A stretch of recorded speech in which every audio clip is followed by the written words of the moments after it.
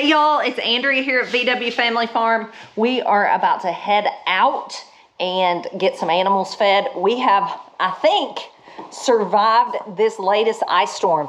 So let's go out. We're gonna go, whoo, it's bright. We're gonna go feed some animals. And I have something really close to my heart that I want to talk to you guys about today.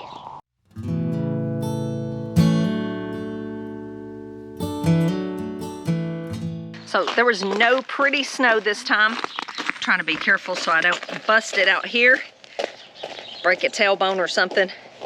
But it was straight up ice on this go around, and it's been days here of having ice everywhere, being kind of stuck at home and the roads being impassable, which any time I film something like this, I know you guys up north are laughing because you're like, they don't know anything.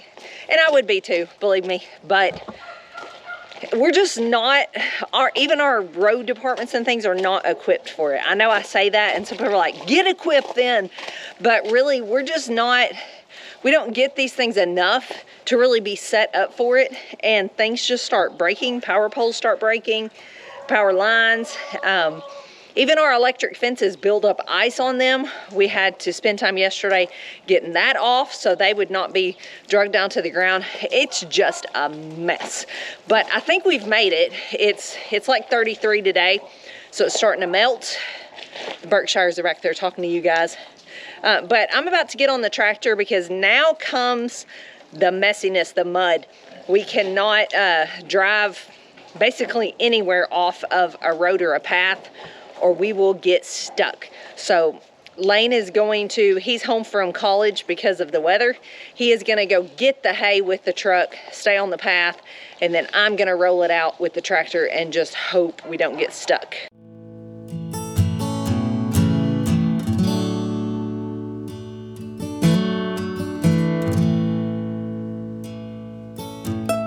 I'm gonna say they did not want to be on camera.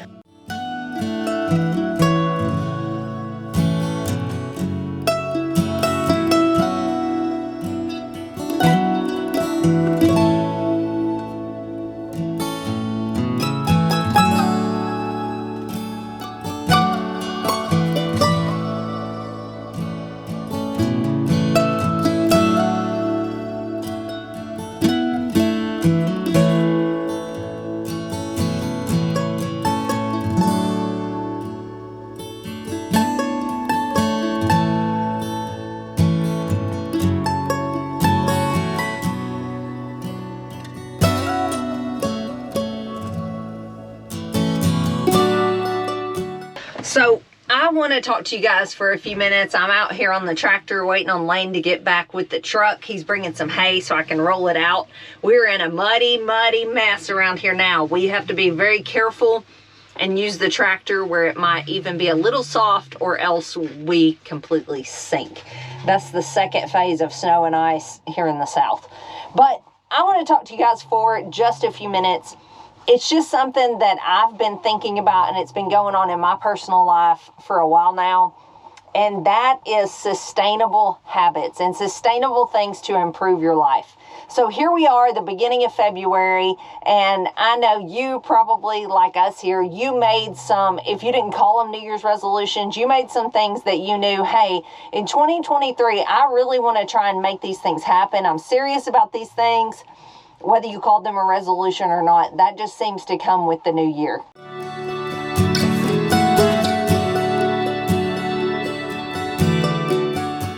This wasn't necessarily a New Year's resolution, but I am trying to get healthy this year. This is the year of health for me. If you've been around here a while, you know I lost like 40 pounds here probably, well, in 2020 and then in 2021 also. I kind of would lose some, and then I would kind of stall out and lose some more. And so over a course of about a year, I lost about 40 pounds, and I felt fantastic. But along with weight loss in 2020 and 2021 came a lot of turmoil just in the world at large. And here on our farm, things got harder to get. The world seemed to be in chaos. There was drama everywhere you turned. There was people fighting. They're telling you guys about it.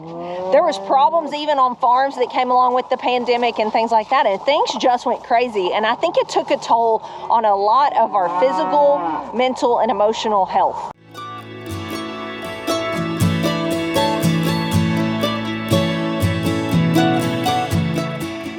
So we gotta get the string off this hay, but first we have to roll it with the net wrap still on it to break the ice. This is such a process.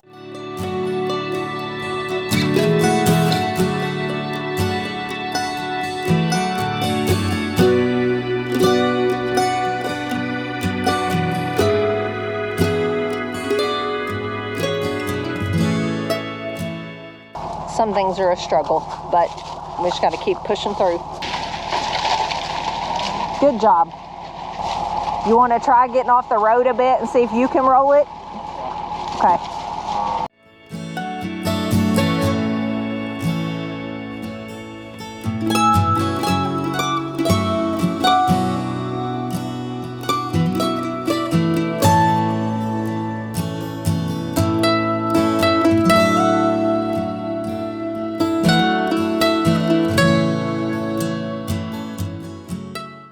So as 21 came to a close, my world turned even further upside down with my dad falling ill and going into the hospital for what turned out to be the 5 longest months of my life. Pretty much in and out of the hospital the whole time, just slowly watching him, I don't know how else to say it, but die before our very eyes. It gave us time as a family. I'm trying to see the positive, and there is some positives that came out of it. It gave us time to say things that we all wanted to say and to share our heart and to just assure each other of our love for each other. It brought us closer together as a family. There was some good things that came out of it, but I'm not gonna lie, it took a toll on me. So as these things go, sometimes when hard times come and you have made some changes in your life, and just like with weight loss, those changes take effort and they take daily choices. And then when you are in and out of the hospital with a family member for 5 months in a row, it's hard. It's hard to stick to a healthy eating plan. And then after he passed away, I felt very strong emotionally and mentally and all those things during the time he was sick, because I knew I had to be. But after it was over and life went back to normal for everyone else, that's when the hard times set in for me, I know, and for some other of our family members as well. So sometimes when you lose somebody, the initial shock and hustle and bustle of that and the funeral and all the kinds of things that come along with that, those are difficult, yes, but it's after that, when things go back to normal and the world just seems to keep going, but your world is turned upside down. So here we are, and this is me being completely open and honest with you guys, which I always try to be, but there's also things that any YouTuber you watch, they're not lying to you about things, but they may not share every single detail of their life with you either. Some things they keep to themselves, and I have gained the weight back. That's just the truth of it. It's been probably the hardest 3 years of my life. We have had things in our personal life that have pushed us out of the comfortable into the unknown in our personal life. And there's also been the things with my dad. There's been the uncertainty of things that have went on in the markets with farming. There's been uncertainty just really on every level, as well as our kids are 18 and 19. So you can see they were 16 and 17 when all this started. And so we are in, it's been great years. We love our kids. We love our teenagers. I know that's not something you hear everybody say, but the years that they've been in these last few years are years of a lot of change. So you add all of that together, and my health has taken a backseat. So I'm not going to drag this out forever. This is not a doom and gloom video. This is my year video, and I want it to be your year too. So I want to share a couple things with you, encourage you, and just tell you where I'm coming from and where I'm going. So with anything in life that I've ever done, it's just my personality. If I decide to do something, I'm going to go all in. Now, with that personality type, sometimes you go all out. Just like I told you, I was on track. I lost 40 pounds. I felt amazing. And then life started hitting me and I was out. I didn't have time to think about really healthy eating, but I didn't even try. I just let life hit me and I was just out, and I went back to what was comfortable and just ate whatever I wanted and quit exercising and all the things that comes along with that.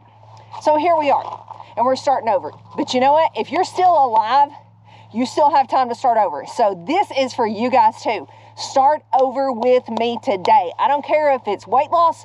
I don't care if it's chasing your dreams. I don't care if it's looking into a new career. I don't care if it's a YouTube channel. I don't care if it's stepping out of your comfort zone and doing something you know you've been called to do for years and years. I don't care what it is. Do it with me this year. But in my personal life, it's about health and getting the weight off and getting healthy. So here's my take on it. And these are just some things that the Lord has been revealing to me, and I want to share with you guys. And I'm going to make it quick and wrap this up, and I want you to think on these things that I'm about to tell you. If you can't do something for the rest of your life as far as an eating plan, don't do it. Don't do it. Don't fall to the trap. Don't think, and I'm picking on keto, but I don't mean to. If you do keto and you can stick to that, more power to you. But let's say you tell yourself, I'm going to do keto, and then when I get the weight off, then I'm going to go back to eating this, or this, and I'm just going to eat in healthy portions at that point. But I'm going to use this to get the weight off. No! If you are not eating in healthy portions now of all the food groups and getting the weight off, what makes you and me think we can totally do an elimination diet like keto and then go back to eating everything and expect that we're going to do it in healthy portions? It won't work.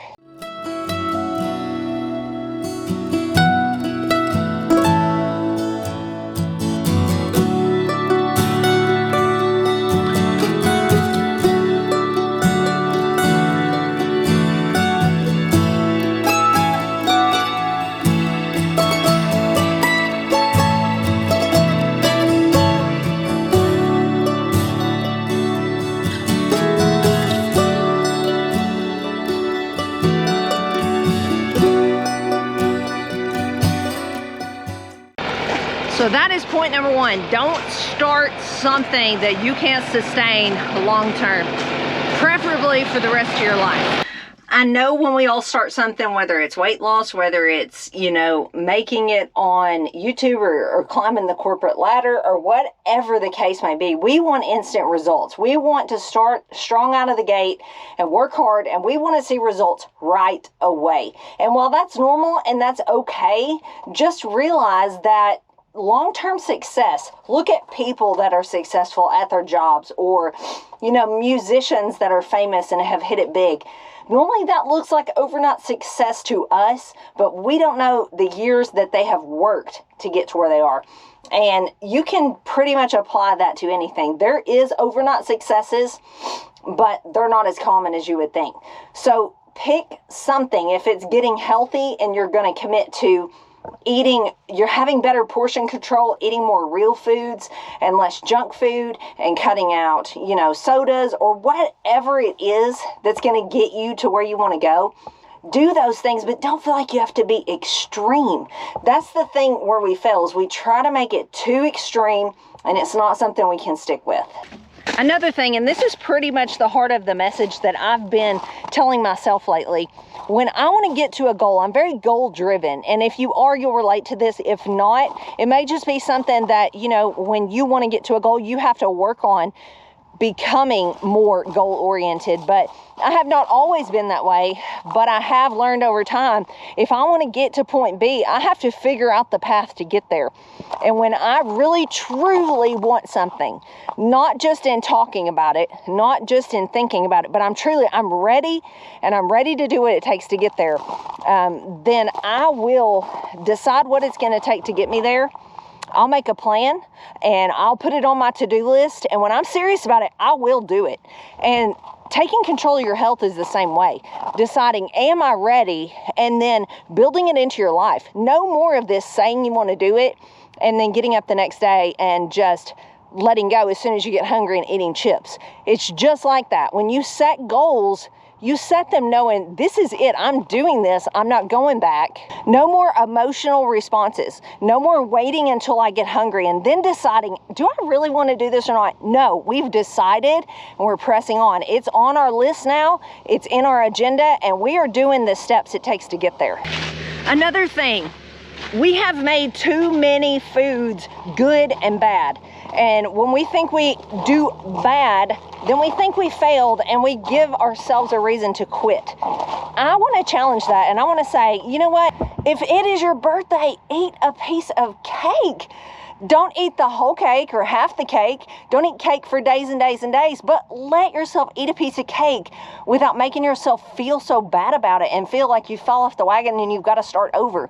No, that is called life, and that's part of it. We look for too many excuses to quit when we need to just press on.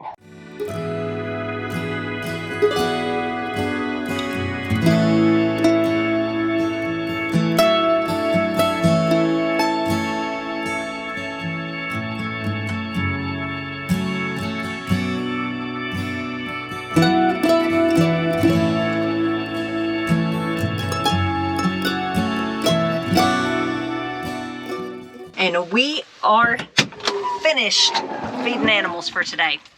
One final thought I want to share with you, whether we're talking about, taking control of our health or whatever venture we're talking about, is just like today with out there putting out all the feed and taking care of all the animals, if I had went out there myself and put a bunch of roadblocks in my way before I went out there, just to make things harder for myself and just to make them take longer and to get in my way, wouldn't that be dumb?